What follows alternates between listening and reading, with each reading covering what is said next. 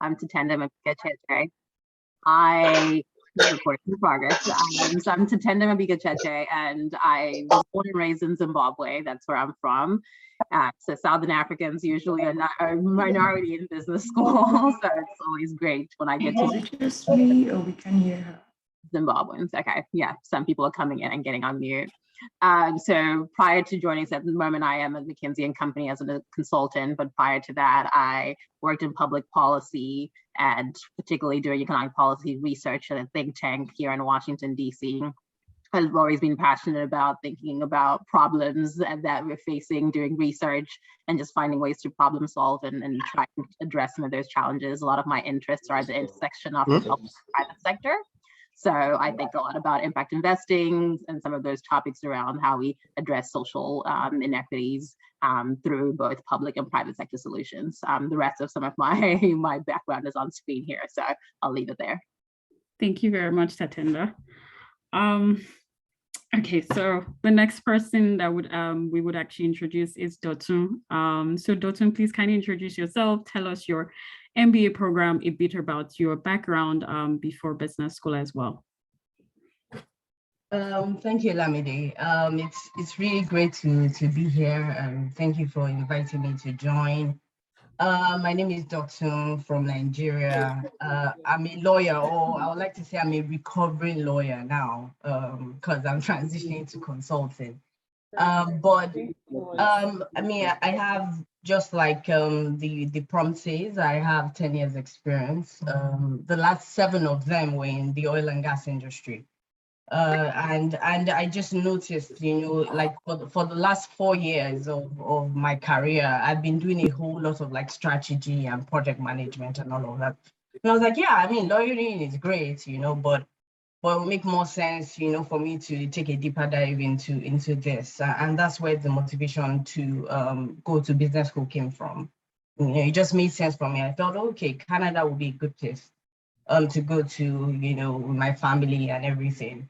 And I was like, okay, top school in Canada, Rothman, University of Toronto. And, you know, I created a spreadsheet and you know, had that at the top of my spreadsheet, and here we are.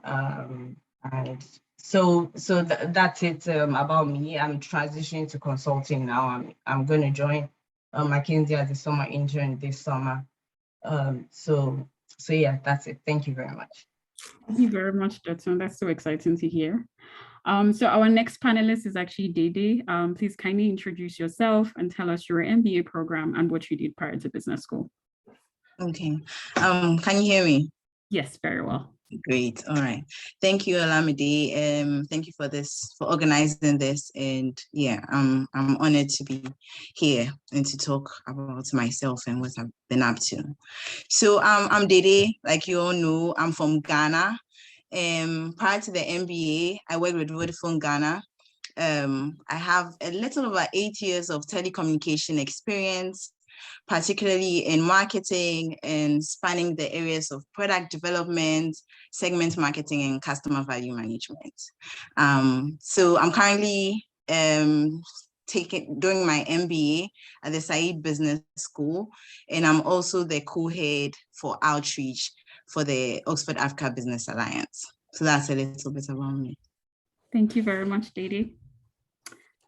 So the next person I would like to introduce is Damisola. Damisola, can you introduce yourself? Tell us what you currently do now, your MBA program, and what you did prior to business school. Hi, everyone. I think all of that is already in the blurb, but my name is Damisola. I started out as a lawyer in Nigeria, mostly focused on infrastructure, including like transport infrastructure and power plants and the like. Thought it was really interesting and I really liked the space. So I kind of wanted to understand finance, which prompted me to apply for my MBA. I went to UVA Darden, like Tatenda, and now I'm currently in the power and utilities team and the investment banking arm of Bank of America Merrill Lynch. Thank you very much, Damisola. So our next panelist is actually Dinah. Kindly introduce yourself. Hi, everyone, and thank you so much for the opportunity to be here. My name is Dinah, as Olamide mentioned. I was born and bred in Ghana. My background is private equity, so I've spent the last 10 years deal sourcing, negotiating, investing and monitoring SME businesses to deliver not just financial returns, but social returns as well. I'm very passionate about entrepreneurship and women empowerment. So I've sort of turned that passion project into a business. So in the last 2 years, my colleague and I of over 10 years have started a consulting business where we help women founders to raise capital, and then we connect them to our network of local and foreign investors. I finished my MBA in 2015. I feel so old. I missed all of you because it looks like you're all in there or finished not too long ago. But yeah, I did an MBA in finance from Coventry University. And thank you once again. I'm looking forward to this session. Thank you so much. So our last panelist is actually Funto. Kindly introduce yourself. Good afternoon, evening, everybody. My name is Funto Adeyemi, and I'm currently a second-year full-time student at the Jones Graduate School of Business, Rice University. I'm from Nigeria. Prior to coming to America, I worked for an independent oil and gas company in Nigeria as a drilling engineer for about 8.5 years. And then I moved here because of family. And when I got to America, I didn't do an MBA at first. I went and I did an MSc in energy engineering at the Texas A&M University. My MBA story is actually very interesting. Maybe I'll share later because I fell into it. It's not like I had a plan, like everybody here seems to have a concrete plan, but me, I didn't know what I was doing at the time. Anyway, I'm currently in my second year, and I interned over the summer at JPMorgan Chase in their energy investment banking division, and I'll be going back in June of this year. Thank you very much, Funto. So we would start our first panelist session. So I would hand it over to Ene, who is actually in charge of community management at Lean. Thank you, Olamide. Please let me know if you can hear me. Am I audible? Yes. Okay, awesome. It's great meeting you all, ladies. You guys are, you have very impressive profiles. And so I'll be asking some random questions and trying to run through, each of you as quickly as I can. So I will start off with Dotun.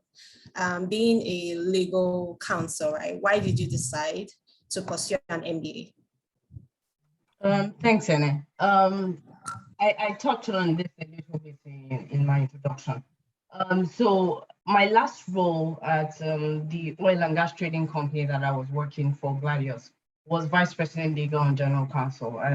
And in that role, or even prior to that role, I was doing a whole lot of, strategy and project management, general management. So that really just stirred that interest in me, to learn a bit more of the business. I mean, being a lawyer is good, but it's still seen largely as a support role within organizations. So I just wanted to get access to roles that would directly affect the company's bottom and top line more. And so that's why I was like, okay, I think it will make sense to go, go to business school and then transition. So yes. Awesome. Thank you for that. So I'll direct the question to Funto. You mentioned that you kind of jumped into or you fell into the MBA journey. So can you elaborate on that? Why how did that happen, and what was the process like for you? Okay, so like I said earlier, I used to work as a drilling engineer. That was my bread and butter. I did that for almost 9 years, and I absolutely loved my job. In fact, it was very difficult for me to move here, to leave, because I was leaving a lot behind. I was set up for a promotion, like things where, when you're at you're cresting to the peak of your career, and then all of a sudden you have to leave anyway. So I left and I moved here. And like I said, because I wanted to continue in energy, which was what I knew, I went and I did an MSc in energy engineering. It was a 1-year degree, which was a mistake in America. Whoever wants to come to America, take note. So I finished that. And because it was a 1-year program, I didn't have the opportunity to do an internship. So it was really difficult for me to get a job when I finished. And then immigration policies at that time, Trump was president, there was a lot of, things going on. So it was really difficult for me to break through and get a job. I eventually got something, but I wasn't happy there because that's not what I wanted. And at some point I was actually considering going back to my job because I took a study leave. I didn't actually resign completely. And then COVID happened. So I was here stuck in the US. And I started to think of, okay, what's going to happen to my career? What am I going to do? And my husband went to Dotun. He finished in 2018. And, when I was trying to move here, I always said, just go and do an MBA. With an MBA, you can switch industries, you can do anything. Don't just go and, constrict yourself into this, your energy and all of that. But I never listened because, that was what I knew at the time. I wish I listened to him, but anyway. And so at that time, we started having conversations, okay, what do you want to do? And he's like, why don't you just apply for this MBA? At that point in my career, I wouldn't say I was depressed, but I was at very low points because it seemed like everything I had done before that was just not working.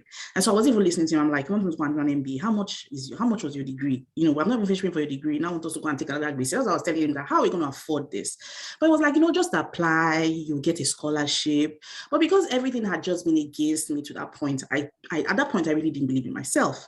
But, because everybody was saying, just go and do this MBA, I applied and I got into school. I got into school with a full ride. And that was when I was like, okay, these people are telling me to come to school for free. I might as well just explore this possibility. And I'll say here that that's probably one of the best decisions I've made in my life, going into the MBA. So that's my story.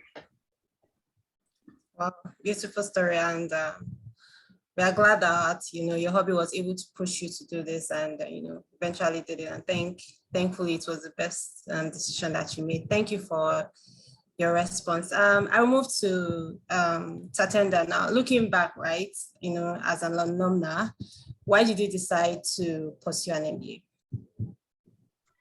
Yeah, I think as I mentioned before, for me, the public sector and the private sector were a place of great interest. But a lot of what I was thinking about was, okay, how do we bridge a little bit more in social entrepreneurship? How do we think about where the private sector could kind of come in a little bit more? And I always had ideas, but having not worked in the private sector myself, I felt like I was not equipped to maybe stand in some rooms and have the robust conversations, or at least have the confidence to walk in and assert some of my opinions. So I thought to myself, no, an MBA is a great ticket to step into so many rooms. I can tell you without a doubt, people hear MBA and it's debatable how much more I learned compared to, obviously there's some things that I can definitely say I know something a bit more, but in all actuality, relative to how people treat me, I would not say it's comparable. I don't think the MBA was the thing that unlocked the level of knowledge and confidence that I had.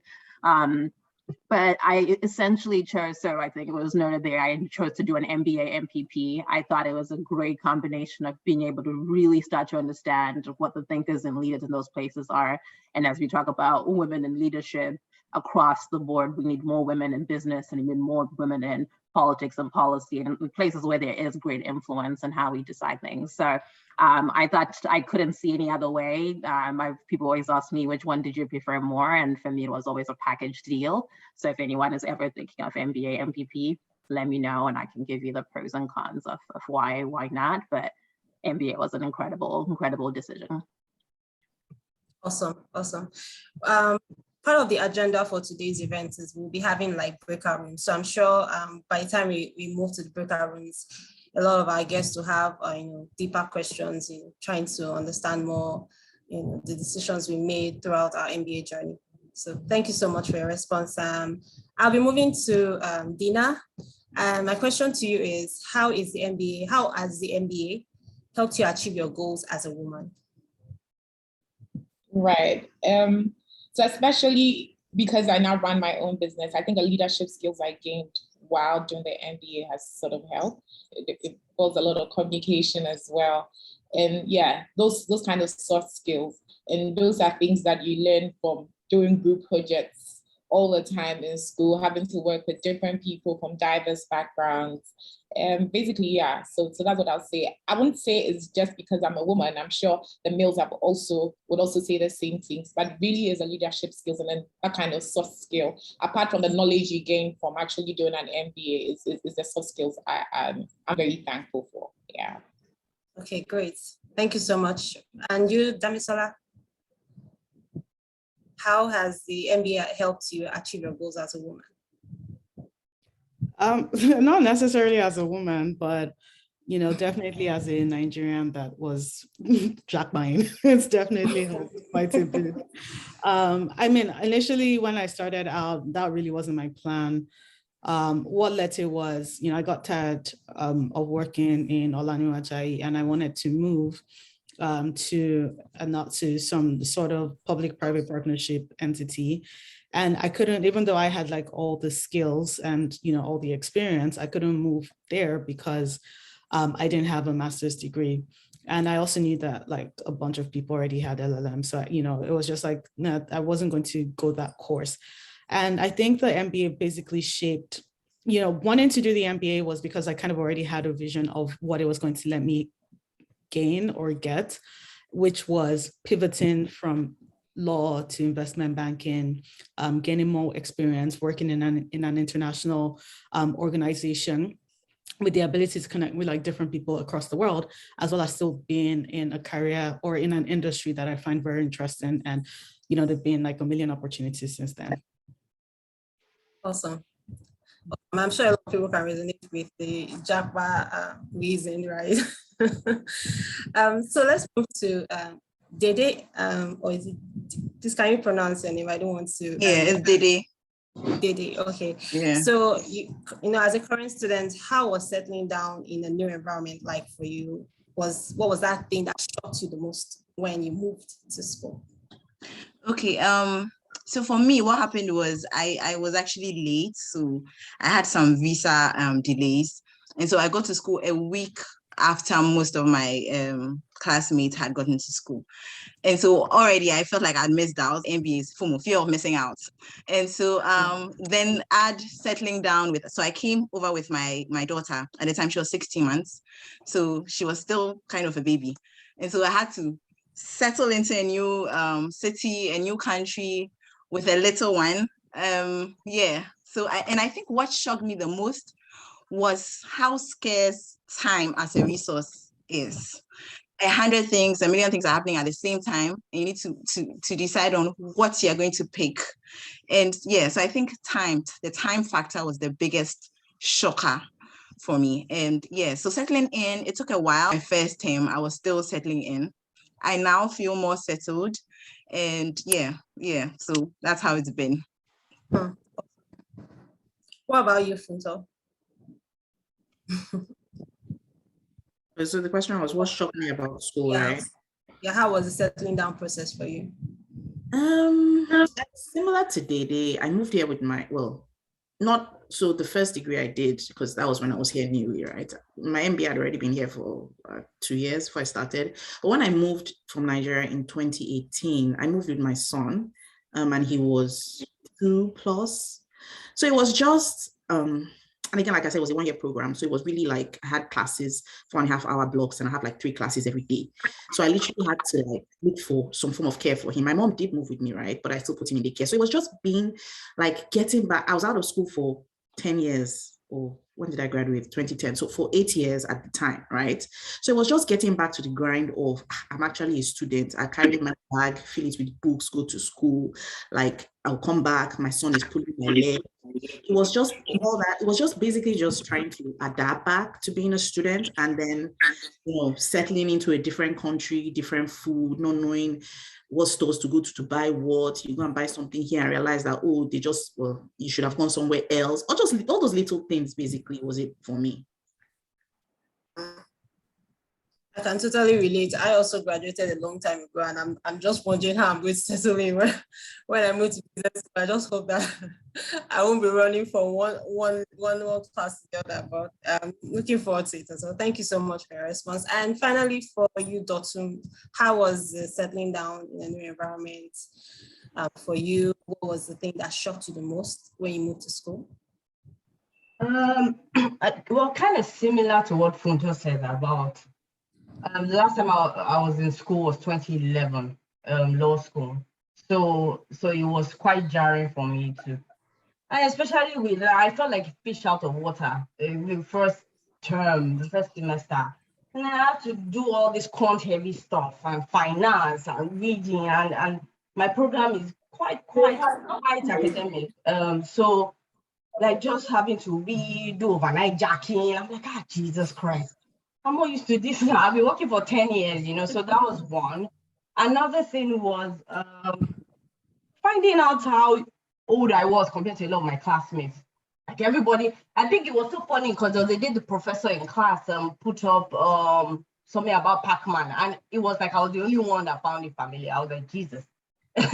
So just that's just finding out, maybe like I crack some jokes about maybe MC Hammer or something, and people are looking at me like, okay, So yeah, I'm like, okay, yeah, maybe I should talk about Billie Eilish or something else. So but yeah, and then stepping into a new country, it was my first time in Canada when I came here last year. But thankfully I was able to have a soft landing because I already have quite a strong support system here in Toronto. So it wasn't too hard, but also getting used to how expensive Toronto is quite expensive. So just been, yeah. So that was another thing that made it quite jarring initially, but we're pretty much settled. It's almost a year now, so. Awesome. I have a follow-up question too.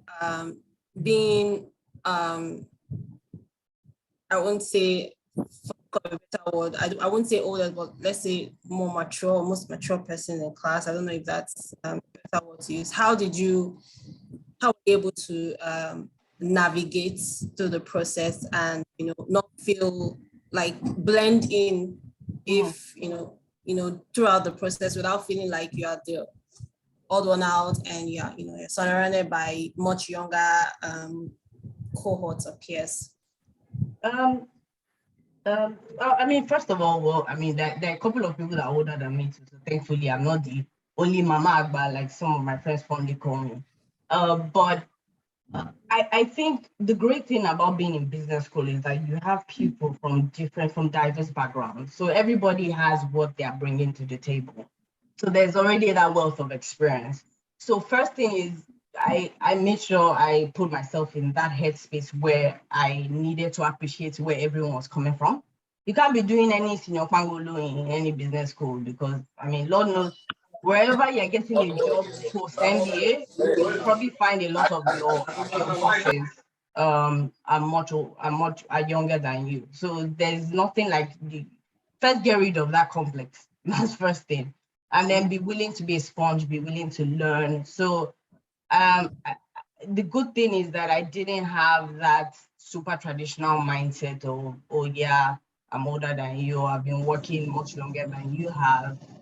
And another thing is that I was forced to be humbled by the fact that I'm doing, a lot of like finance and quant courses that are completely unfamiliar to what I've been doing. So I had to just basically just hunker down and be open to learning. Awesome. Thank you so much for that response. So I want to move back to our alumni, Dinah, Damisola, and Tatenda. So my question to you is, now you're out of school, and what have you been able to achieve, right, as women MBA so far? I hope I'm not putting you ladies on the spot with that question, but I think I can go first. I don't necessarily see it as like being a female MBA. Like, funny enough, being the female has just never really business school. Okay, no, scratch that. Recruiting, when you get rejected, you never know which one is it. Is it because I'm Black? Is it because I'm African? Or is it because I'm female? Before you say, okay, maybe I'm just shit at this interviewing thing. But usually you never can tell what exactly it is. So I think that might also have some implication. But generally being female never really, like, that wasn't an issue for me. I would say going into banking though, obviously, we know that it's a white male dominated field. So that obviously puts pressure on, myself and other women, I guess. And, also being Black, I'm like, when I started out, when I interned in 2019, there was another Black woman, but she resigned. The two Black MDs I know, Black female MDs I know, have also left B of A, and they weren't even in my group. So, and when you think about it like that, it's kind of like, oh, you're holding all of this together. But I can say what I've been able to achieve since then is that when I joined Bank of America in 2019, B of A had not recruited at Darden for 3 years. And then after I joined, we got 4 people in for the 2020 internship. We got 6 people in for the 2021 internship, and we got another, I think 6 or 7 people in for 2022. And of all these numbers, I think about 5 to 7 of them are Nigerian or African. So mostly Nigerian, about 5 Nigerians, 2 are Africans or so. And the other 2 are from like different African countries. One is from Ghana. And I think that, that's definitely really helped, just having somebody being a voice in the room. And even though I'm currently still a junior banker technically, the fact that I can push for people who are coming in after me to get a seat at the table, I think has been very, makes me feel really good. Yeah, I would totally agree with Damisola on that. It's all about more so, it's less about the female part, but recognizing that there aren't as many Africans, there aren't as many Black women in these spaces. I think McKinsey's great at trying to advocate for women. We have the Women in the Workplace report that is published every year, and are really always thinking very much so about how do we create more equity and inclusion on these issues. But you always do recognize that if we're talking about African women or Black women, there's still a lot more work to be done, and being able to have a seat at the table and be a part of some of that decision making, recruiting, and part of like the recruiting team for Darden, and just really thinking about these questions is important, and it would not happen as front and center if we weren't in the room. So that's why it's so valuable to get more women who can go do the MBA, have the experience, be able to share all their different challenges, and also find ways to improve the different institutions so they can create more room for African women to thrive and succeed. Awesome, thank you, Tatenda. Dinah? Yes, what I've been able to achieve, I'd say to be a woman founder in a very male-dominated industry, private equity, venture capital, it's a huge success for me. I'm not doing this alone, I'm doing it with another woman. So both of us co-founded the advisory firm, and it's great to interact with potential clients, and they're expecting to see a male on your team. I mean, the last proposal that I had to respond to was if I had a male person on my team, and if I did, what was that person's profile? Because they had done their background check and realized it was run by women. And so it is great to sit at the table and add value to conversations and to businesses, and actually help other women businesses also raise capital. So that's what I'll say has been my greatest achievement on the back of an MBA. Yeah. Awesome. It's really great to see, all the achievements and the strides that you ladies have made after school. And it gives us hope and gives us reassurance for us coming behind that. We can also continue making such an impact and, increasing diversity within the workplace, even in industries that are typically male dominated, right? It's great to see, women doing great things, and not just, any women or any woman, right? We have African women, right, doing great things, and it's an inspiration for us. So thank you so much for your responses.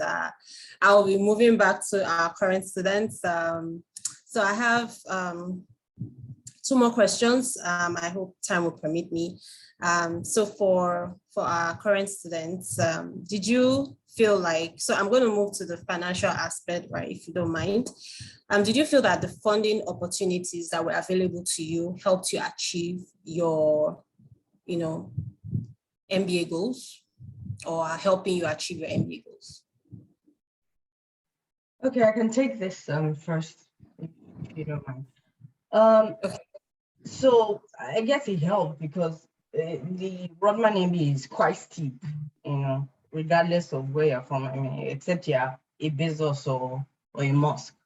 But so, I mean, being confronted by the reality of, okay, so here's the MBA, this is my goal, how do I achieve this? It helped greatly being awarded, getting the 40 Fellow Award, so becoming a 40 Fellow basically. So that was I was able to get some funding through the 40 Foundation. And then another thing I would say is that I think probably because, I mean, typically, I'll say for Nigeria, I won't speak for other African countries, we are quite credit averse because these are societies that, I mean, credit worthiness, there's low trust societies and all of that. So I think people need to be more open to student loans, right? Yes, it's having to owe money, all of that, but more than likely, the MBA ends up paying for itself in a number of years. Yeah, especially if you go to a top school, the likelihood of landing a top job post MBA is high, and then you have a line of sight to which you pay back those loans. So this is something that I think more women or more people should be open to, outside of course, getting scholarship awards and then savings and all of that. So I'll say that, just like I said, 40 Fellow help, 40 Foundation help, but then it's good to keep an open mind. So I'd just like to re-echo what Dotun said. Like, the answer to your question is yes, yes, yes. Again, I can shout that million of times, but then I want to re-echo what she said. I know I speak to a lot of people who want to come to school, and the first thing is the cost. Yes, business school is expensive. And I think it was Tatenda that said it. It's not that you are going to learn, I mean, you will learn stuff. You learn finance, you learn accounting, you learn strategy. You probably already know some of those things, It's not like you are learning something that is out of the world. It's just the prestige and the value that North America, I can only speak for the America, I'm not too familiar with the UK, attaches to, and how you having an MBA degree. And I'll give you numbers. So like I said earlier, I did an MSc, right? And I struggled to get a job. There was a friend of mine in my same class who got a job out of our MSc program, and his starting salary was about $80,000. That was gross. That's with a master's degree. When you leave an MBA program, let's even say you work for all these small companies you have not even heard of. Let's call all the names that we're familiar with. Right now, your base will be about $135,000. That is a lot of money. Like Dotun has said, that your MBA, the net present value of an MBA, I can do it for you now. It is like plus. I don't even know what to say. It pays for itself eventually, because somebody said that the MBA is the gateway to the American dream. Like, I don't know if you come to America, what you can do that would take you to the level that when you are finishing with with an MBA, it takes you to. It's like it accelerates you. I don't know how to put it. So I know a lot of people are very averse to taking loans, and they're not very, to be honest, there are not many loan opportunities available to international students. I think the only person I know of right now that gives loans is Prodigy, and their rates are crazy. But you need to be wise. First of all, you can't just go to any kind of school. You need to be strategic about the kind of schools you're going to, so that you can have the opportunities to get the kind of jobs that you need to get to earn what you need to earn to pay back these loans. Now, let me go back to the numbers. So if you're earning $135K per annum, let's say, depending on where you are in the US, you probably will be taking home monthly about $6,000 to $7,000. If you take a student loan of about 100K, I don't know, 120K, of which there's funding available to you, which will be the first thing that you should pursue. Because schools have money. All these business schools, there is money for them, and they are looking for you. They are looking for us. They are looking for females. They are looking for Black people, because diversity and inclusion is the buzzword everywhere now. So you guys need to ride that wave. So first of all, we come with the 40 Foundation, or your school gives you an African scholarship or whatever. And then if there's even any leftover, you take a loan to cover it. Back to my numbers. So if you're earning, let's say 6K, 7K, this is rough math. And it might not apply to everybody, but it's just rough. And your loan is like $1,000 in a month, and you're paying that back over 15 years. If you're earning $6,000 every month, you can afford to pay $1,000 a month. So a loan would be a tool to get you to where you want to go. Because like Dotun said, if you are not Jeff Bezos' daughter, or you are not Dangote's in-law or niece, there's no way that you will pay. There's how many years do you want to save to pay for your degree? I talk to people who say, oh, I'm saving, I don't have enough money. Just do it. The degree will pay for itself eventually. But like I said, you have to be wise and strategic. There are schools that will give you full scholarship, but then you go to the school and then you can't get a job because the networks that you have access to after you graduate from those schools are limited. Do your research, speak to people, apply to the top schools, apply to Harvard. If I knew now what I knew then, I would have applied to Harvard and I know I would have gotten it. And I'm not bragging, I'm just telling you what I know from the information that I've gathered, based on my journey. So please speak to us, apply early, have a plan, go and get an Excel sheet. These are the schools I want to go to. This is my timeline. Follow your schedule, do your exam, do GRE. If GMAT is difficult, do GRE. Like, if you want to do an MBA, it's life-changing. That's all I can say. And I mean, for those that know me personally, know my story, like, it's just, I don't know if anybody else wants to say, let me not talk too much, but it pays for itself. That's all I'm going to say. Yeah, sorry, Ene, before you, I just wanted to add to something Funto said. Something came to my mind. What she said about being strategic is very, very important. I remember I had a conversation with a friend, and then this was earlier on my pre-MBA journey. I think I was preparing for GRE at the time also. And then, we're having a chat and he was like, oh, so what schools are you considering? And then I said, oh, only the top schools. And he was like, oh, but they're so expensive. What's the likelihood of getting a full scholarship, blah, blah, blah, blah, blah. That just pick any school now that you just want to do MBA and you want to jackpot. And it's doubly important. Yes, they are very competitive to get into these schools, but put your best foot forward, do it afraid, and throw your hat in the ring either way. Because if you are getting an MBA, then, I mean, what's what doing is what doing well. If you're getting an MBA, then you might as well get in a top school. Because the brand is really is it not to go on YouTube, University of YouTube, and then learn finance and statistics and whatever. But the brand, the prestige from going to a top school, the networking opportunities and all of that, you can't put any money on that. So that's what I wanted to add. Thanks. So first of all, I totally echo the sentiments of both ladies. I can't speak for American schools, but for the UK schools, in hindsight, I would have applied earlier. So I applied in the third round. Usually scholarships, it's first, second, a few scholarships in the third round. So if I should advise anyone, first of all, apply as early as possible. So that's one. Number two, in terms of funding, like they were saying, the MBA pays for itself. I'm not out of school yet, but you receive messages from recruiters. People actually want you to work for them. And these are like top companies that you might have already been eyeing in the past.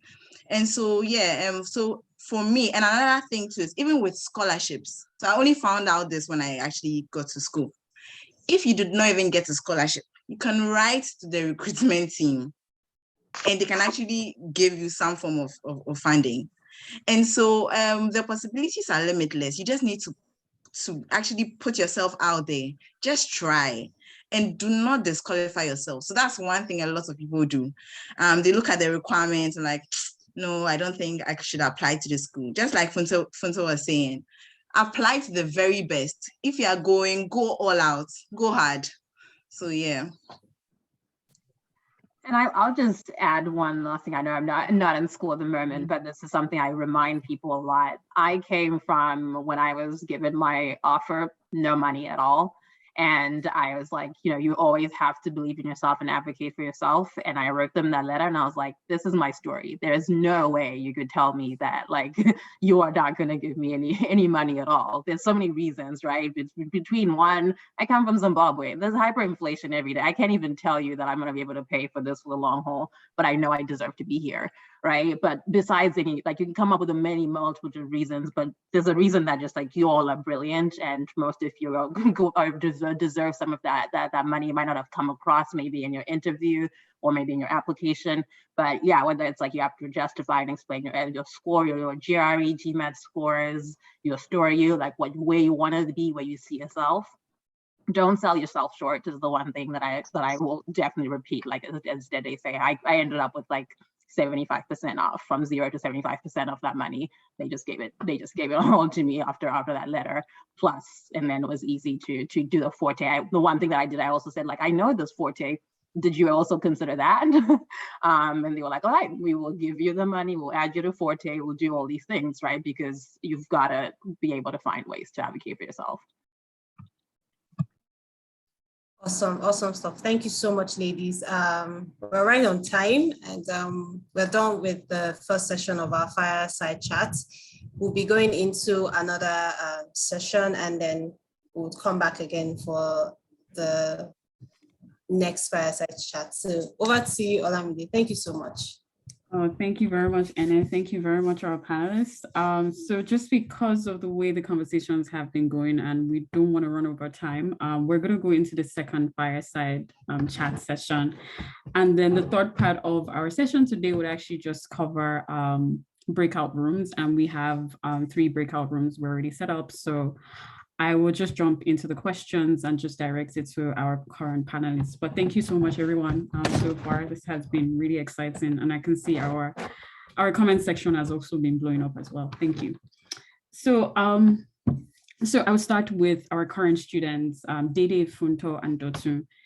How would you say that you've been able to juggle recruitment and classes? And as a current student, to be honest, I know this is like, it's something nobody really tells you about. Like, so how has it been juggling both as well? And we also know that there's also your personal life. So how were you able to juggle it so far? But anyone can start first, Dotun, Dede, or Funto. Okay, I could start off. Well, for me, the good thing is our scheduling or timetable is we actually have classes 4 times in the week. So it's Mondays to Thursdays. Fridays are open for these kind of things. So they are open for co-curriculum activities, your applications, trying to going after the jobs, all those kind of things. So I think that really helped, knowing that you have a full weekday to actually work on these very important things too. Another thing is just basically being very organized. So for me, I have a daughter. Thank God for support. So my mom is here with me, helping me out, and my husband comes and goes. But then at the end of the day, it's still my child. So certain things I still have to show up. So I ensure that I am super organized. I know that I need to get this done because I do not have time. Like, I do not have the luxury of time like some of my classmates do. But then I still try to make time for hanging out with my classmates, those networking activities. But it's basically just trying really hard in sticking to my schedule. I really need to, otherwise things just go crazy and out of control. So for me, it's organizing, and I would have to give it to the school for actually leaving out Fridays, clearing the day for us to work on these kind of applications and all of that. Okay, I can go next. For me, what has worked is first, is actually, I'll say 3 things. Similar to what Dede said, is being very organized. Secondly is open communication with the people in your life. And third, I'll say, is having a solid support system. So, I mean, being organized, my Outlook calendar is my best friend. Everything goes in there, down to conversations with friends. I have to put it in there, or it will likely not happen. So just so that it's easy to schedule, and then I look in there and I see, oh, okay, oh, I already have this commitment on so day. So that has been very helpful. Regarding open communication, just having conversations with the people in my life, my friends, my loved ones, my family members, that, okay, I mean, this, I'm in quite smack in the middle of the motions of the MBA program. You're not going to get the me that you have gotten in the last few years. Please bear with me, you know, just, okay, this is the exam season. I don't have time for blah, blah, blah, you know, just communicating. And having a solid support system is very helpful. For example, I mean, I am very, very fortunate, very lucky to have a husband that basically took charge of our son's care. So I was, you know, I'm able to concentrate on the program so far because he's holding it down with my son in Nigeria while I'm here. So that has been very, very helpful in helping me having the leeway to juggle the program and my personal life, because I don't have to do a lot of that. So I guess, and of course I have very amazing friends, my siblings, everybody has been so amazing, giving me so much support, encouraging me to, you know, put self-care first.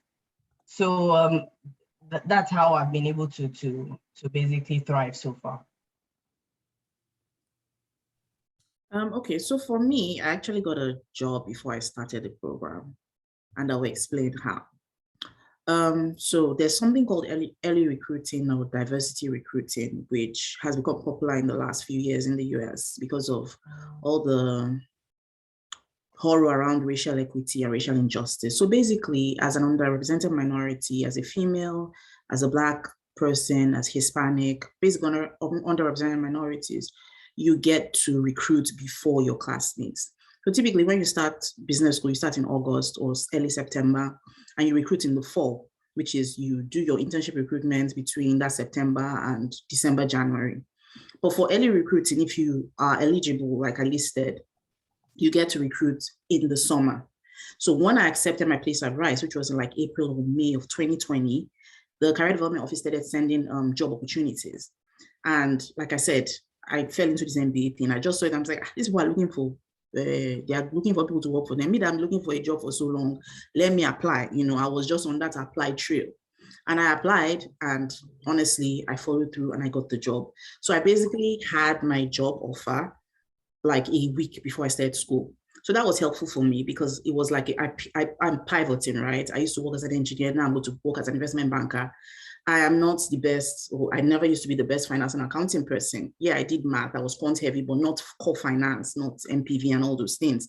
So it helped me in my first semester to focus on those classes because I know that I'm going to work in the bank in the summer. I need to pay attention in class, do all my assignments and do my prep work. So my case was slightly different. However, I'll re-echo everything Dede and Dotun said. And anybody that talks to me and says, oh, how do you manage it? How am I going to manage it? I hear that the first year is crazy. Yes, the first year in business school, the first semester actually is crazy. But you have to know your why. Why are you here? Why did you come to this program? For majority of people on this call, we're all trying to go to business school to elevate our career, to increase our earning power. Let that be your primary focus that first semester. There will be gala nights, there will be wine session, beer pong, let's go and club, let's go and party. All those things are, I'm not saying don't network with people, networking is important, but know your why, focus on, get the internship. Once you get the internship, second year, if I don't go to class, go and sleep in the club the whole night, nobody really cares, just pass. But know your why and be strategic. Have a calendar, plan everything, and just know this is why I came to school. I came to school and just, you know, focus on that. So that's what I'll say. Sorry, to also add, I just realized I didn't say about recruiting because that's actually that was very hectic, you know, juggling networking sessions and all of that with the academics. Echoing what Funto said about knowing your why. Fine is, I mean, I want to finish with good grades, right? Great. But for me, I mean, it was this. Do I want to be on Dean's list or do I want to get a great job? I need to get a great job. I mean, Dean's list is great on paper, but it's not going to pay my bills. It's not going to give me 6-figure salaries, which is what I need. So when push came to shove and I had to prioritize what to do, it was definitely a recruiting opportunity that I prioritized, especially for the target companies that I was looking at for my internship. So it's being focused on what you know, what the goal, the ultimate goal of the MBA is for you, and then giving those priority throughout the program. Thank you very much. So I would move to our alumnae, Dinah, Damisola, and Tatenda. So my question really is, as a woman, what were some of the challenges you actually faced in business school? Because we know that there's quite a lot of challenges, more from a diversity perspective. And I think Funto actually touched on this, but what were some of the challenges you actually faced and how were you able to navigate them? But anyone can start first, actually. Right, I'll go. Again, it's not just about being a woman. I think for me, what's different for me and all of them is I did a part-time MBA. So I was working full-time while still doing school. And so the challenge was merging the two. There were times I had to write a paper and I'll be out of the country because at that time, the firm I was working for was actively investing. And so we'll go on road shows across the country, across the world. And so I had to be in school to write a paper and be somewhere else also for a road show. And so rescheduling papers, taking it with the other cohorts and stuff like that, it was tough, but it really was about the discipline, prioritizing what comes, what's important to you. Like someone said, know your why. And at the time I was doing the MBA, I had no social life because it was back to back. If you work in investment banking, you know how hectic it is. That days will close 1 a.m. or 2 a.m. from work, and you have to go home and still study for an exam or something like that. And so it was just balancing the two.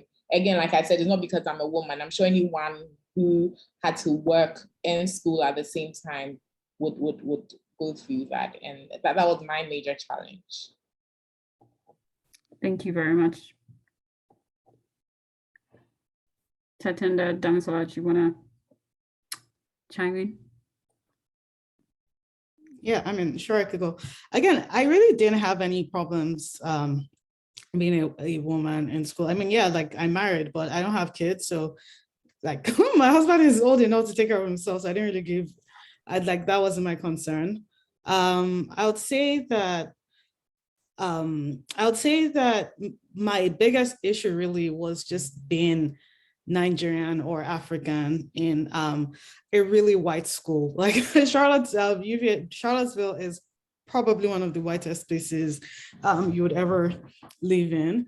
Not that it's a bad place. I mean, I actually really liked it. It's very beautiful, but you're going to meet, I came in expecting more cosmopolitan mindset, but ended up with a bunch of people that had, grown up their entire lives in that Virginia area. So whether it was like North Carolina, South Carolina, the DMV area, probably, very few people apart from the internationals came from the East Coast or the West Coast. So it was definitely a very different place. I think another thing was I didn't find that, I didn't get that warmth that I think typically comes from living in some sort of African country, because like I see the reaction that Nigerians tend to have when foreigners come around, which is like, oh my God, I need to show you this. I need to take you to this part, to that place in Lagos Island that they used to do concerts in, Freedom Park. I take you to Freedom Park. I'm going to take you to the theater. I'm going to take you to watch a movie, blah, blah, blah. That doesn't really happen with the whites because they're very, for whatever reason, right? They're not as open. Actually, in fact, what was interesting was our first couple of months in school, I remember that there was this huge hoopla about the fact that about 60 students went on a hiking trip and they were all white, like not one of the students was Black. And, it's just like, this is about 60 to 80 people. Are you telling me that not one of you knows one Black student in this? To be fair to them, there were only like 20 Blacks. I don't even think we're up to 20, but, it was just like, for a school that talks about diversity. And what made it worse was like, if there are going to be 80 people or 60 to 80 people hiking, then information must have spread. So how did 80 people know to sign up for a hiking trip that the remaining 240 didn't know about, right? Because I think Darden's population is about 300 people. And, when you have things like that, it means like whatever, that there are separate group chats where these things are discussed and you're never going to be a part of. And obviously these are, I thought like that was more of the issue for me, because even when I was recruiting investment banking, and there were maybe only 10 women or so recruiting investment banking. All the white women kind of like helped each other out and did all that stuff. And I was the only Black woman that was recruiting in investment banking. So obviously I didn't really have any support or any help. The only people that helped me were the other Africans, the African men that were recruiting in investment banking, like sending out leads and all of that. So yeah, I think, and funny enough, so when I first started, Funto's husband, so, I came in and Funto's husband was living in New York then, right? So, I met up and I was like, oh, I'm so looking forward to going to school, making new friends. And he said, all your friends will be the exact same color as you. And that's exactly what happened. Not to say I don't have friends from other different countries. Like one of my closest friends is from Peru, another is from India. But the point is that you will end up in similar circles or similar situations. And you shouldn't feel bad about it, because sometimes I'll feel bad about the fact that I tend to have mostly Black friends. But then I look at like all the white people on my Instagram and they don't have any Black friends. I'm like, well, that's their problem. I think, yeah, that's just like the biggest issue. That also trickles down to like a couple of things. You tend to stand out more. All of a sudden, you become the face for any question with respect to Africa. And when it comes to recruiting, it's very nerve-wracking, particularly if you're shifting to something like investment bank. Like consulting is a lot more diverse, but investment banking is like really, really hard to get into. And that just becomes much harder. And it can be difficult, because there was a time that I was slightly depressed, that, I had to go see the school therapist and all of that, because I was in this new environment. I wasn't with my husband, and it was really coming together for about 6 years then. So it was really hard not to navigate a world that didn't include him, right? And leaving all my friends behind, like, Dotun's my friend. We used to, after work, we'll go out, get drinks and all of that. Now I'm in this like new place where I don't know anybody, and I have to kind of deal with this new environment, these new classes, these new topics, this new style of recruiting where I'm always talking to people. And yeah, another thing is like American recruiting is so crazy.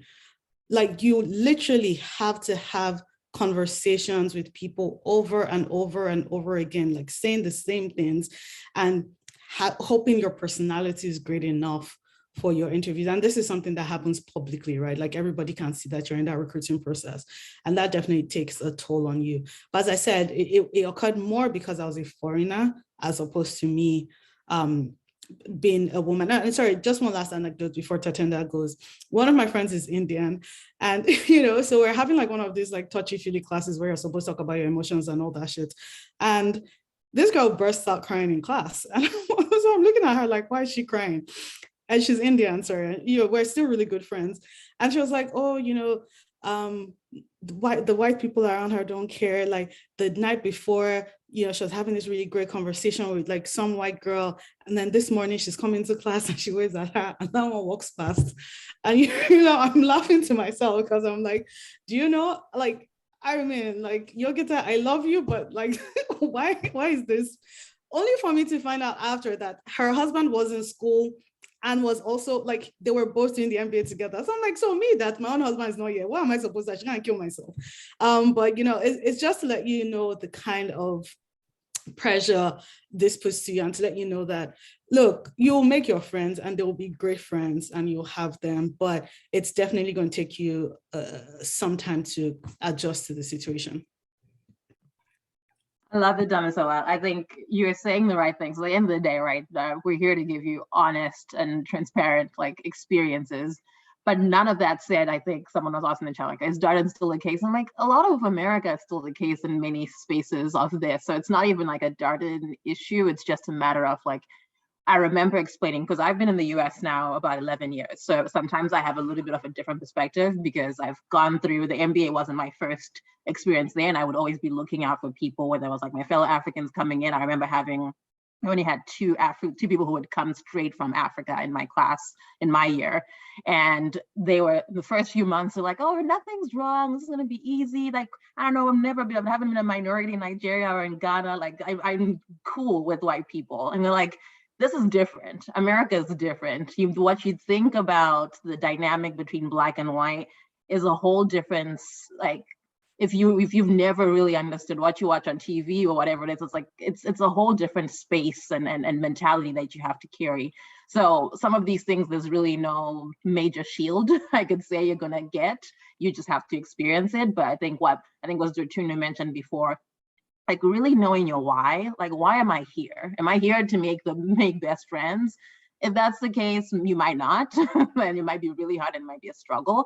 And I've seen people struggle a lot through that experience. But at the same time, if you're really there and you know you've got, I'm here to get that great career, move and step up, show the best of myself and try the best as I can. Recruiting will be hard. Some of that will be challenging, but find people you trust, make meaningful relationships. One thing that I was taught when I first moved to America is Americans are nice. Like that's just my policy. Americans are nice. Doesn't mean that they want to be a friend. So you've got to always have like that good understanding of who you're talking to, what it means. So someone might just pass over you in the hallway the next day, but you might think like, I made a best friend. It might take some time. That's just my perspective. I don't know, other people might have had different experiences, but 11 years in, I don't think I've found a way to completely disprove that theory that it's a very tightrope to follow between deciding who's friend and who's not. So what will happen, like it sounds like Damisola ended up with this experience, and you might end up with a lot more minority friends, like real people that you know you will call on at any given time after business school. But I also have a lot of great like white friends that I spend and talk to, but that rope is not as tight. But I think at the end of the day, I will say taking care of your mental health. For me, I don't think it was much more about Black and being a woman, but recognizing you're sitting in a classroom at Darden, we're divided into different sections, and I know a number of schools do that. And in some sections, you might be the only Black woman sitting in there, and the conversation comes up, and you, I guess, the voice of Black women. It's like, no, I'm not, and I can't necessarily be that. But there's still some of that pressure that comes with that. So recognizing that, you're like, okay, your voice of Black women, sometimes even talking about like African American problems that, I don't know, I don't follow closely what happened. Maybe for some of you, I might not know Colin Kaepernick as well. And for people to expect you to have a strong voice and opinion in some of those things, it's like, no, I'm fine being quiet right now. Don't look at me. So those are some things that I would just say are probably a bit of a challenge. And I think for me, my year, I kept on complaining about this to our administration, that there were 6 Black women, of which 5 of them were all dual something. And we were like, you all can't tell me you went and scoured through Africa, through the whole of America, and only had to find women who were doing double the work to be here. And most of us had enough of a challenge, like either a wait list or something. And it was just, that was just a jarring experience to think about as we kept on having more conversations. You have to be at the sit of so many tables to have these conversations about how you get more diversity or how you get your needs met. And it can be, in addition to your recruiting and other things, it can be a lot. So I'll stop there. Thank you very much, Tatenda, Damisola, and Dinah as well. So our second to the last question is actually around something Tatenda just mentioned, how to increase diversity in the class. And so I would start with current students. So I would say Dotun, Dede, and Funto. So how do you think that your MBA program has actually given you an opportunity to be able to help create this particular type of opportunity for more Black women? So how are you contributing in your program to actually increase that level of diversity? But anyone can start actually. So I can go. I think it's just about paying it forward constantly. So advice, and I'm an admissions ambassador. If you go on the website, my name is A. So my picture is the first picture you see there. So I've been getting a lot of people call me, they want to come to school, blah, blah, blah. It's just taking time to sit down and talk to people. There are a lot of things people don't know about the MBA. And I didn't know until I started as well. Like, there are funding opportunities. There are things you can do. You can negotiate. If you want to go to a school and they don't give you enough funding and you got an offer from somewhere else, take that offer and go and negotiate with them. Like Tatenda said, stand up for yourself, tell them why you deserve to be in the class. These are things that as Nigerians, there are things that we don't necessarily do or don't work in the Nigerian system. What are the things that business schools are really looking for? Like I said, diversity and inclusion is a big wave now. Write it when you're writing your essay. Talk African, I lived in Africa, you have to play up that part, because that is what would make your profile stand out. Another thing that is big in the US is volunteerism or volunteering, whatever the word is. We don't take, these things are not important to us in Nigeria, but go and join some to school. NYSC, I always tell people that speak to me and they want to go to school, NYSC is an amazing opportunity if you spin it properly, because it's a volunteer activity, even though it's compulsory and you're compelled to, but you're actually volunteering to serve your fatherland. There's a way you can write it and put in your application. So basically, how am I doing that? Being very vocal. If anybody on this call, my name is my LinkedIn name, send me an email. If you want to talk to me, have questions, you probably want to put on chat here. We need to have more of us in business school. Like in 2019, so Damisola's cousin went to RISE, and I spoke to him when I was going to apply, even though I didn't want to apply. And in his set, I think there were just 2 Black people. So I mean, Black people, I'm not African, like Black, just 2. And then in the set after, so it was in the set of 2020. So 2021, that number increased to about 10 or 12. In my class, we're about 25. In the first years now, it's about 30. So basically, like Damisola said, Rice University is a historically white school. In fact, William Marsh Rice had slaves. It was slaves that built campus. People that go to Rice are privileged. Like when you talk about white privilege, their fathers own ranches. They are rich white boys. Those are the people that go to Rice. But because of what I said earlier about racial equity and all of that hula baloo in the US right now, Rice has also made a conscious effort to begin to attract people that look like me and people that look like you. So these are the waves that you need to ride. Again, be strategic about the kind of schools you are going to. If you know something you want to do, apply it. Like I don't know who mentioned it, I think it was Dede. Round 1 and round 2, don't go and be waiting for round 3. When you wait for round 3, you won't get anything. You might get something, but you won't get as much as you would have if you were early, if you throw your heart early in the ring. So basically, it's just about pulling ourselves up. Like Damisola said, what she did at Bank of America, that's amazing. They were not recruiting from Darden, and all of a sudden there are 6-7 representatives this year. That's awesome. It's something I want to replicate as well at RISE. So when you get in those places, when you have access to those opportunities, as a Black woman, do your best to also pull the other people up, share information. When I see job opportunities, I send it to my friends that I know that want to do MBA, I send them. When I see 40 Foundation newsletter, send it, just keep encouraging people, because you never really know. The person might have challenges that the person is not sharing with you. But if you keep speaking about it, if you keep encouraging the person, then the person will apply, and then business schools will start seeing more Black faces, and it will just be easier for us, and we'll start seeing more female Black people in the C-suite. Like Damisola said, I'm going to the bank now. I'm the only female Black person on the entire floor. There's only one other person, and she sits in the New York office. There is no female MD. The highest in the bank that is female is VP, and she's white. So it's just me and her. Like, sometimes I think about it and I'm depressed, but I'm like, no, this is an opportunity for me to make a change. So I now have to start bringing more people. So if you're interested in investment banking, come and talk to me. You never know. Maybe you can intern next year or 2 years at JP Morgan Chase. So yeah, that's just it. Just being vocal and just opening up access and opportunity for other people that look like you. Thanks so much, Funto. So Funto was actually one of the people that were actually instrumental in my journey. I spoke to her, then I spoke to her husband, then I spoke to pretty much everyone else. So I can definitely attest to that as well. Dede, over to you. Okay, so for me, when I was applying to Oxford and I got the email to interview, I struggled to find people I could speak to. So before I had gotten to Oxford, I didn't really know anyone who had gotten into the side business program. And so there was this lady, she's called Osemin of Lagos. She's on Instagram. And she was always talking about her experience, and she went to her family. And at the time, I had a 4-month-old baby, and I knew I was carrying my baby. I wasn't going to leave my baby. So I didn't know how I was going to go about it. And so her posts were really encouraging, because it meant that it could happen. I could actually move with a child. And so I reached out to her. She was super helpful.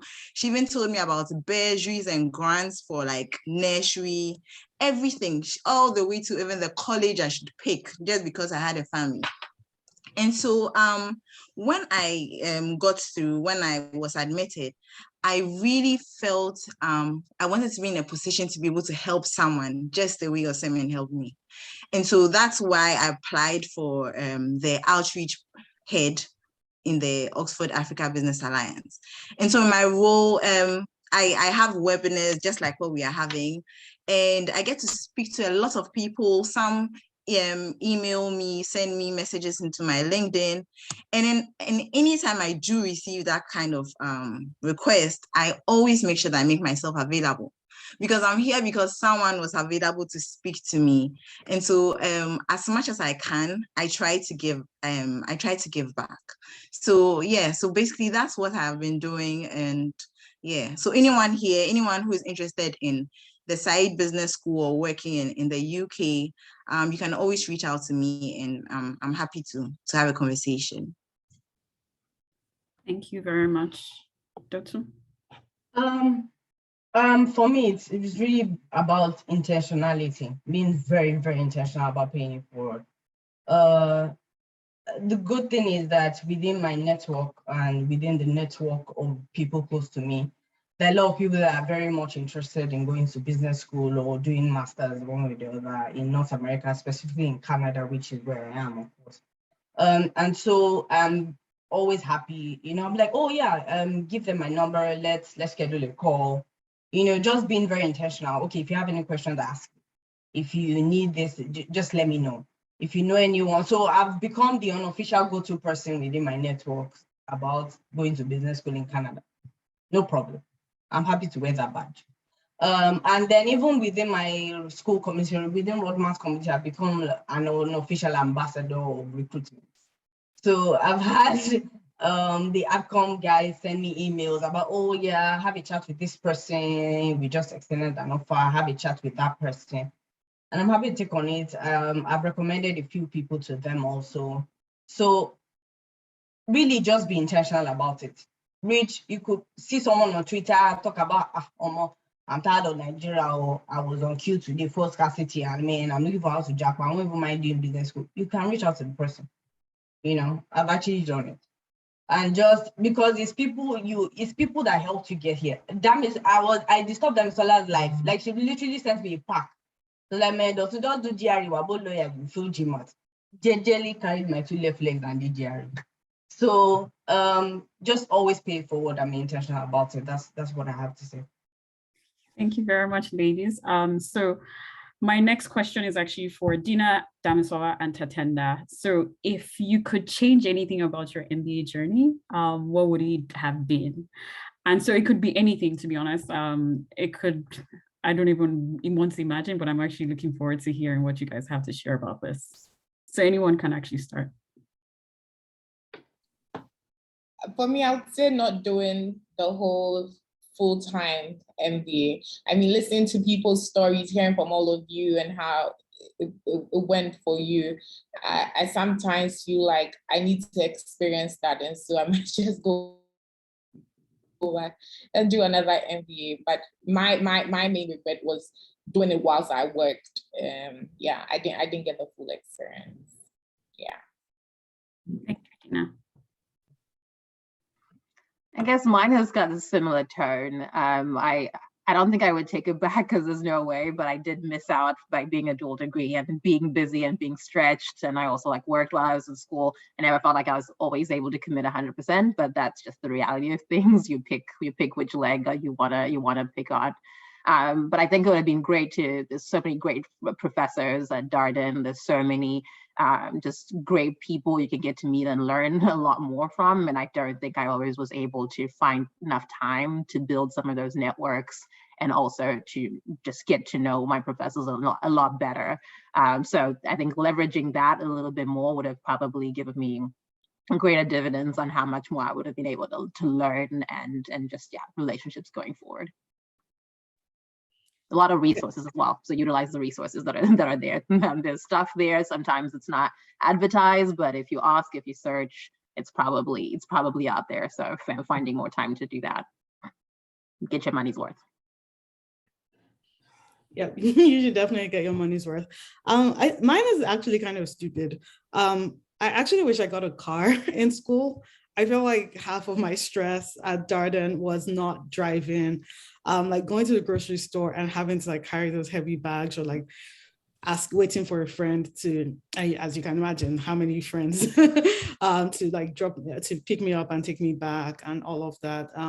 It definitely, I think what I'm trying to say is that try to make your life as convenient as possible. That is it. Like throughout your entire, I mean, you're all bright, smart, young professionals, right? Like always think about what makes my life just a tad easier. And for me, again, Funto's husband had a car that I wanted to sell to me. And I was like, nah, I don't want a car, Joy. I said, oh, I'm telling you to get a car. I told him not to bother. And then here I was 2 years later, walking from Harrisita to my to my apartment, very upset with myself. And even sometimes like going to class, right? You for someone who's never experienced winter, oh my God, it is the worst thing ever. And you have to go to class, even though, and first year, your classes are at 8 a.m. Oh, what makes it really bad is that you come in the summer. Nobody ever tells you like summer is literally just 4 months long, right? Except like you're in Houston or something, but you're supposedly coming the summer, which is kind of like August. So August, September, the weather is still fine. By October, it's fall. And fall means that you're going from 30, 35 degrees centigrades to 10 degrees, which isn't freezing, but it's uncomfortable. And you still have to go to class. And then November comes and it is like, oh, it's I don't even know how to describe. Like, I hate winter so much. Well, actually in New York, I like winter because it doesn't smell as much as it does in summer. But in Charlottesville, everything was muddy and I had to like cross this grassy path to go to class. So it's raining and snowing and it's wet and it's cold and there's ice and I slipped. Oh, and one day, I think I got rejected for an interview and I was walking to class and then I slipped in the ice and fell. I mean, obviously I went back home because clearly nothing was going right on that day for me. So I think like, that's definitely like one of the things I really wish I had just done, which was like buy a car to give myself peace of mind and make things very convenient. So just think about it in every step, be as close to school as possible, be around people that are as helpful as possible, and just make sure things are as convenient. Don't be cheap and say, oh, you're going to stay in the apartment that is 15-20 minutes away from school, because 15-20 minutes in a place like Charlottesville is actually a long distance, right? And don't think you're really saving that much, because at the end of the day, you just end up being excluded from a lot of things. So there's a lot of considerations there. Thank you very much. Okay, so I just want to shoot one more question for our current students, and it's more around your experience right now. So we know that business school is very tough. Everyone talks about you are reading all the time, you're recruiting. So what are some of the fun things you actually do outside of the classroom or the business school world? And you guys can actually just popcorn around, like, so Dotun can go first or anyone can go first. I have some awesome friends that I hang out with every now and then. So we just, oh, you bring beer, you bring wings, and then we just drink, or our favorite Moscato, and we just drink, especially after we've had a long week. I mean, Toronto has a number of attractions or touristy places. Go to CN Tower. Last weekend, we went to Old Batman. We carried our torchlight because we all know that they like to, I mean, DC doesn't like to make the screen bright like that. So, it was fun doing that. You go to Ripley's Aquarium. Again, you have to be intentional about it because, man, I won't lie, I'd rather just nap and sleep, right? But, my friends would just ginger me, oh, let's go karting, or let's go and watch a movie, or let's go to the aquarium. And then you just quickly, okay, so what time was? Quickly schedule it in my interview, because if not, I'll be in my Outlook calendar, because if not, it's not going to happen. So just remember that at the end of the day, you can't pour from an empty well, right? It's somebody that is alive that can get MBA. So you just have to you just have to make time to unwind and be intentional about it. So yeah. Thank you very much, Dotun. Okay, so for me, first of all my friends are Nigerians because I'm the only female from Ghana, and they like to have a good time. So they work hard and they play hard. And so there's always something happening. And so one of my friends will be like, oh, Dede, let's do this or let's do that. And so, yeah, so I already have a whole party crowd. Yeah, and then in Oxford, colleges, so it's a college, we have the collegiate system. So Oxford is made up of colleges, and all these colleges have something they call formal, so like their formal dinners. And so as much as possible, I try to go for different formals in different colleges. It's a great opportunity to get to meet people doing other programs, and it's just fun to have good food and sit around happy people. And then because of how easy it is to get a Schengen visa here, so sometimes there are even trips over the weekend. So someone can then decide, oh, let's go to France for the weekend. So we could just go out on Friday and come back on a Sunday. And it's actually cheaper than going to Ghana or Africa. It's the flights can be really cheap. So those are kind of some of the things that I do when I can, when I have the time. And yeah, so that's about it. Just similar to what they said. I mean, I'm kind of more introverted, so I rather just stay at home and watch Netflix. But because I'm in business school and we have to network and make friends, I found a community in the Black Business Students Association. So the BBSC, that's like other schools have African students, but ours is BBSC. And there's always one thing or the other with BBSC. There was golf scramble yesterday. They'll go wine tasting. Like there's always something in a weekend. There's probably always an activity. I think 2 or 3 weeks ago we had pole dancing, which is very out of character with me. But I was like, you know what, I'm going to go. And I went and I had a blast. Like I had fun. It was Black girls. We just all had a nice time. So yes, you are busy in business school. Like I said, know your why, prioritize. But also, I mean, you cannot kill yourself now. You're trying to get a job. It's only the one that is alive that will be able to sit in front of laptop and be pressing laptop, right? So, I mean, also look for ways to unwind and distress. I also like to shop. That's my own, like, that's for me is how I enjoy myself. I just go out, I just drive and go to a mall and just walk around, you know, so find what works for you and just do it once in a while. Thank you very much. Thank you very much, ladies. Thank you so much, our panelists, Dotun, Dede, Funto, Tatenda, Damisola, and also Dinah as well. Thank you so much. The fire chat sessions are actually over now, but we're about to actually open up the breakout rooms. So what we've done is actually like we have 3 breakout rooms. There's actually one for leadership and finding your voice within the classroom or the workplace as well. And then the second one is actually motherhood plus MBA. So how does that combine? So this is like a Q&A session, and you would actually go in and actually have a chat and ask questions, and our panelists would be happy to jump on and actually answer your questions. And the third one is actually around career switching. So like Dotun, Damisola actually talked about the fact that they actually switch careers, so you can actually go into these rooms and actually ask them questions as well. So we're going to open up the chat room, the breakout rooms now. So panelists have already been assigned right now. Everyone else would actually just be assigned to rooms. Yes. So can you let me know if you can actually see the breakout rooms? No, Tatenda, can you join yours? Tatenda, can you join yours? Damisola, can you join yours as well? Yeah, nothing's popping up. I mean, it popped up before, but like I don't know what happened. Yeah, sorry, I don't know why. Okay, I'm just gonna try again for you.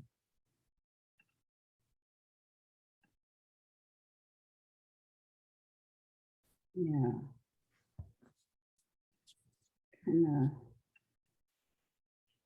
Okay. Sorry, I'm going to move you back 1 second. I'm just moving you back now. Yes, I think. Okay, so I'm just going to assign everyone randomly to the breakout rooms because of the way that it was set up. So please feel free to actually join the breakout rooms you've actually been assigned to, and you can also come out as well if you would like to leave the room. So just let me know.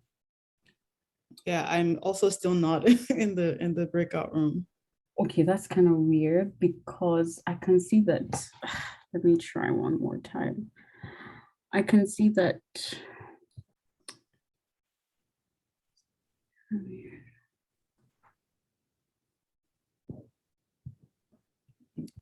Well, it's sending me to the leadership room. I think I'm supposed to be in the career room. So I just sent you back to career room. Can you join? It's just keeps switching off. Like, you know what? Let me 1 second. Damisola. So Damisola, you should actually be able to join any of these rooms. Can you go to breakouts on the lower right side? Could you recall? okay. You should be able to go to that room directly. Oh, okay, got it. Okay, thank you. Mm-hmm. Yeah, that works. Actually.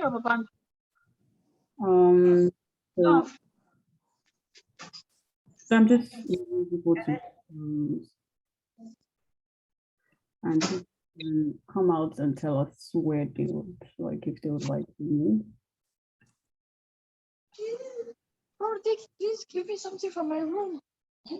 And I think your audio is My charger.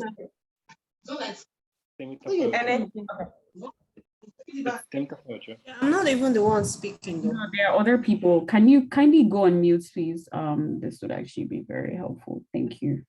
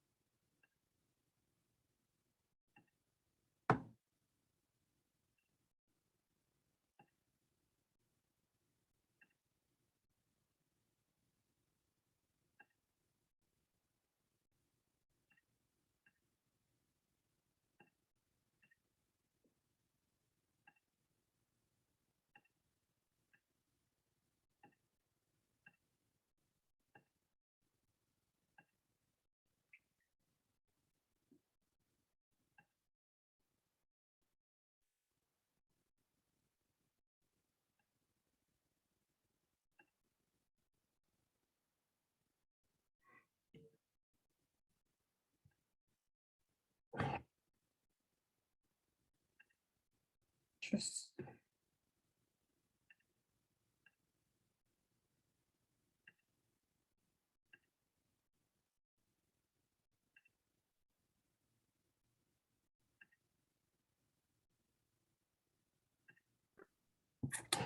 Jolade. So I'm going to, so Jolade, someone has to, Hosanna, actually here? Hosanna, please join leadership room because we have quite a lot of people going there and I don't think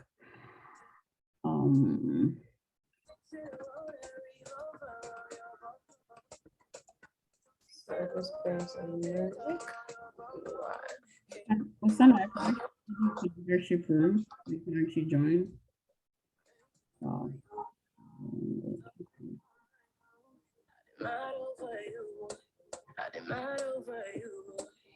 Say I'm your woman, you're superwoman.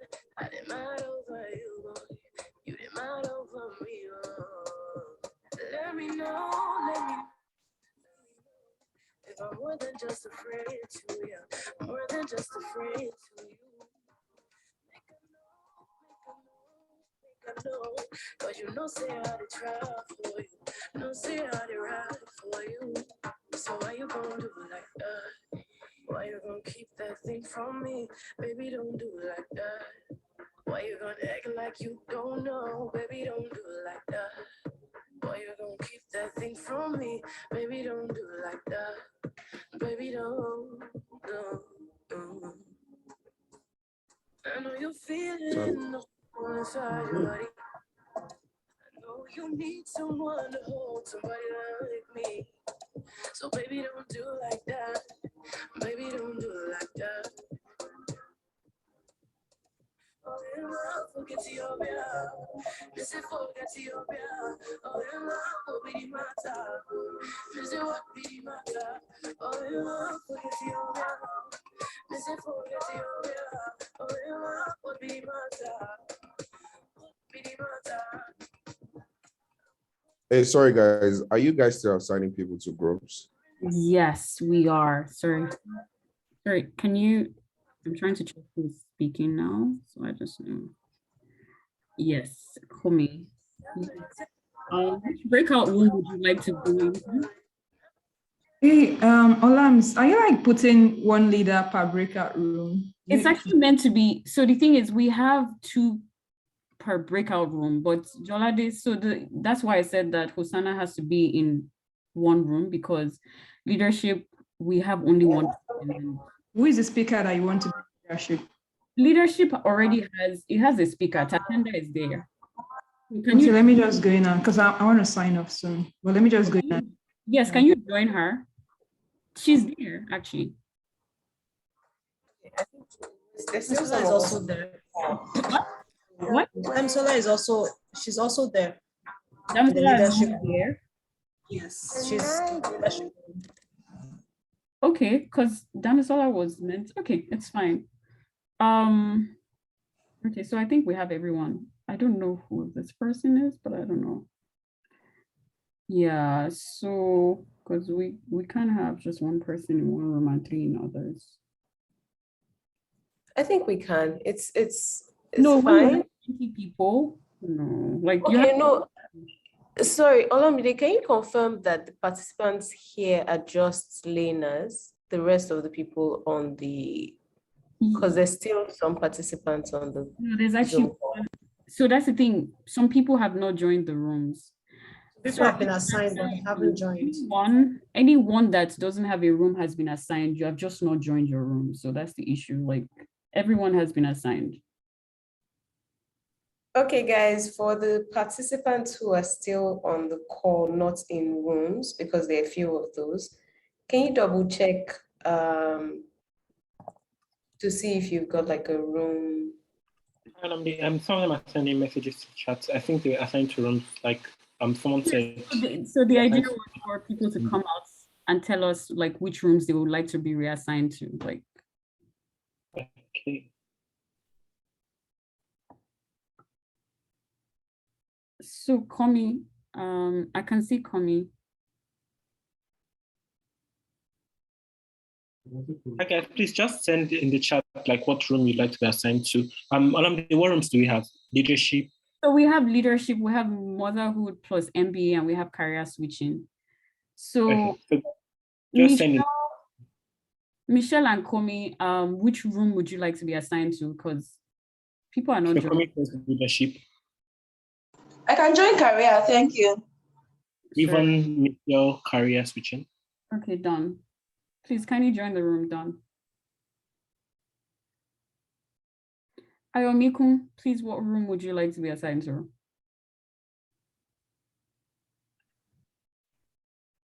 I just assigned Kumi to leadership. She doesn't want to go to leadership anymore? Is a guy actually. Kumi. Yeah, because I put Kumi in leadership before, but. Kumi, can you join your room, please?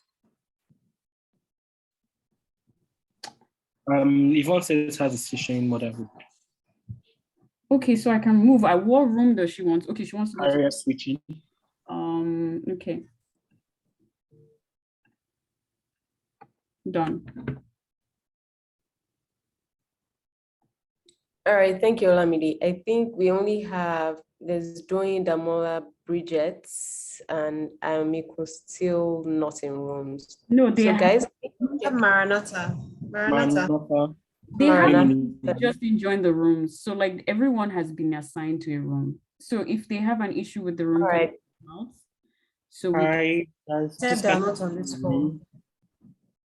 Komi is out again. Komi. Ayomiko is out again.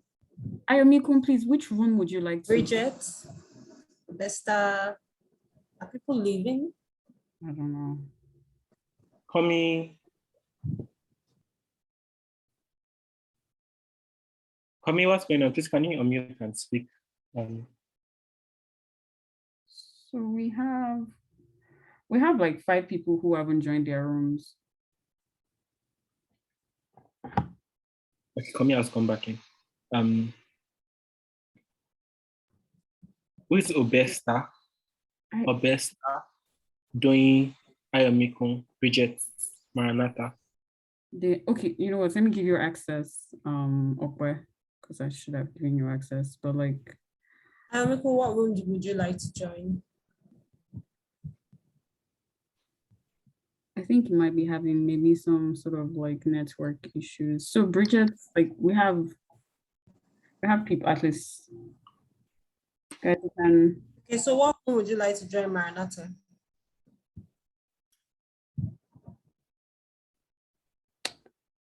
We have leadership, we have career switching, and we have motherhood. Ayomiko said that he doesn't know the rooms. Okay, Maranatha says, okay, so which room would you like to? I assigned you to leadership. Please join the room. Okay, so Maranatha wants to be moved to career switching. I've done that.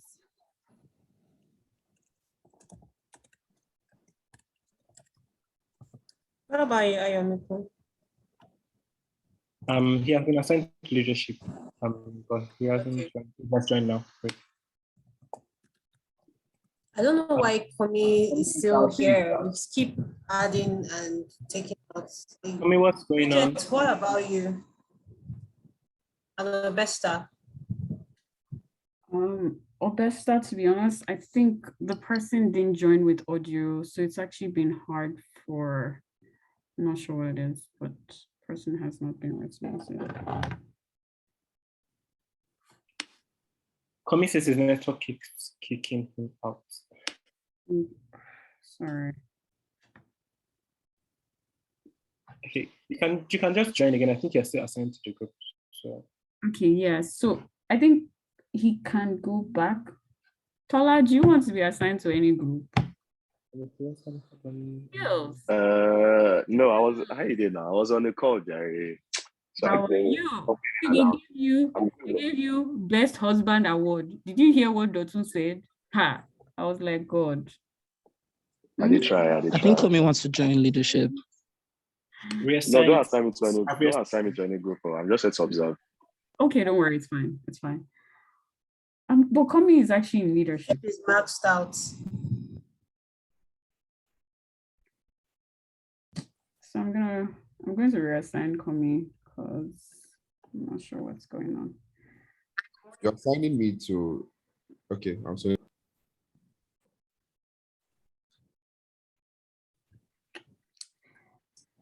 I don't think you. Okay, you're already in leadership.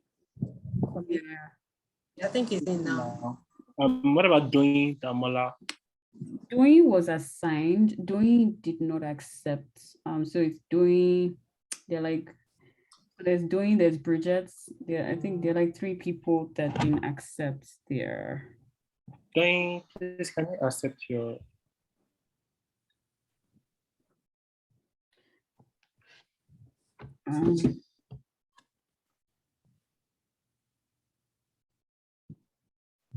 Excuse, I'm going to breakout sessions, right? It's timed. Yeah, I'm going to send. Okay. Wait, what school are you in? Are you doing your MBA now, or you're done with your MBA? No, I'm doing my MBA. Me and Dotun were in. I'm going to send you a message now. No. I'm going to send you a message now. Yes, I found.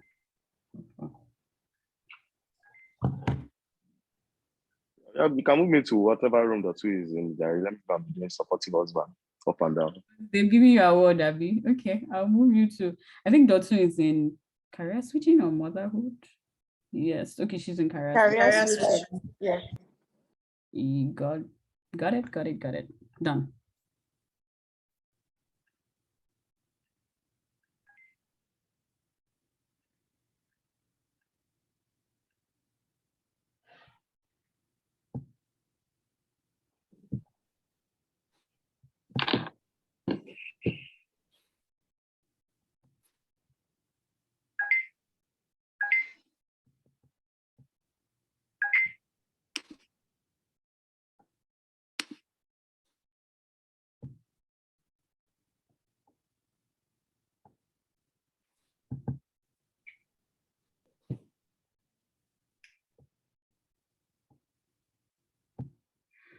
Well, I think it's just us.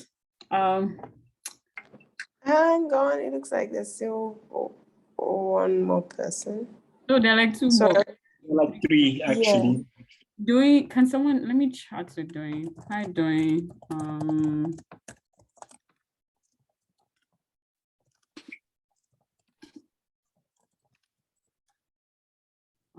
Can someone chat with Bridget as well, like direct DM, because they don't seem to read.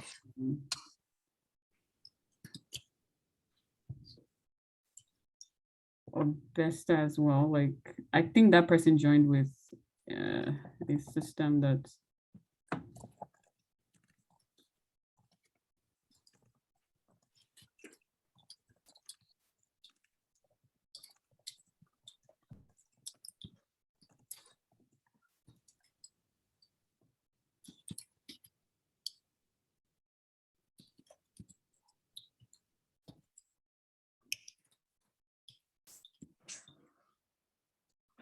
I've sent Bridget chats, but I don't know.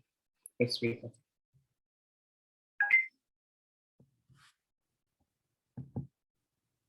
So I'm trying to play some music, but the network just has a mind of its own today. Can actually play music.